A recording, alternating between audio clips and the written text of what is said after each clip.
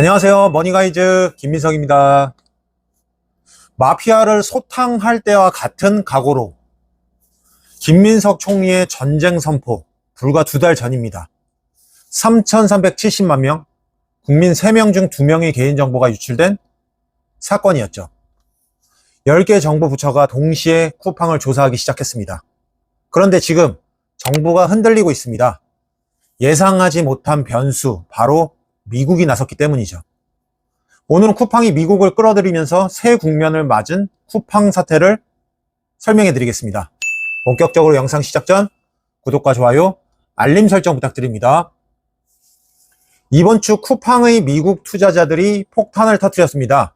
한국 정부가 쿠팡만 골라서 조사했다. 우리는 수십억 달러 손해를 봤다.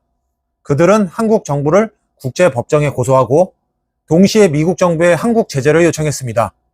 쿠팡 주가가 28달러에서 20달러로 29% 떨어지자 나온 반격이었죠. 더 무서운 건 미국의 경고입니다. 한국이 우리 기업을 괴롭히면 한국 상품에 세금을 매기겠다. 반도체, 자동차, 조선, 우리 주요 수출품 전체가 대상이 될 수 있습니다. 미국은 45일 안에 한국 제재를 결정하게 됩니다. 김민석 총리는 급히 워싱턴으로 날아갔습니다. 23일 미국 부통령을 만나 오해를 풀자는 합의를 했습니다. 일단 숨통은 트였지만 완전히 해결된 건 아닙니다. 정부는 지금 앞뒤가 막혔습니다. 강하게 나가면 어떻게 될까요? 국제법정에서 지면 수십억 달러를 물어내야 하고 미국이 세금을 매기면 경제 전체가 타격을 입습니다. 그렇다고 물러서면 어떻게 될까요? 국민 반발이 상당하겠죠. 마피아 소탕을 외치다가 미국 압박에 꼬리를 내리면 정치적으로 큰 타격을 입을 수밖에 없습니다. 더 복잡한 건 쿠팡입니다. 성탄절에 쿠팡은 유출은 3,000개 계정뿐이라고 했지만 정부는 검증 안 된 주장이라 반박했습니다. 국회에서는 더 심각한 의혹이 나왔습니다. 정부가 자료 보존을 하라고 명령을 했는데 쿠팡이 5개월치 기록을 지웠다는 겁니다. 160건을 달라 했는데 50건만 줬다. 증거를 숨기려는 것 아닌가? 라며 정부 관계자는 목소리를 높이고 있고 쿠팡과의 싸움은 점점 더 커지고 있습니다. 그런데 미묘한 변화가 보입니다. 공정위원장이 쿠팡 영업정지도 가능하다고 했지만 바로 소비자 피해가 크면 과징금으로 대신할 수 있다고 덧붙였습니다. 강하게 나가면서도 출구를 열어둔 셈이죠. 결정적인 건 미국 부통령과의 합의입니다. 서로 오해하지 말고 협의하자는 제안은 사실상 적당선에서 타협을 하자는 뜻이겠죠. 전문가들은 결국 정부가 수위를 낮출 걸로 봅니다. 10개 부처 동시 조사는 핵심 이슈로만 줄어들 겁니다. 개인정보 유출 과징금과 재발 방지는 확실히 하되 다른 문제들은 천천히 조사할 가능성이 큽니다.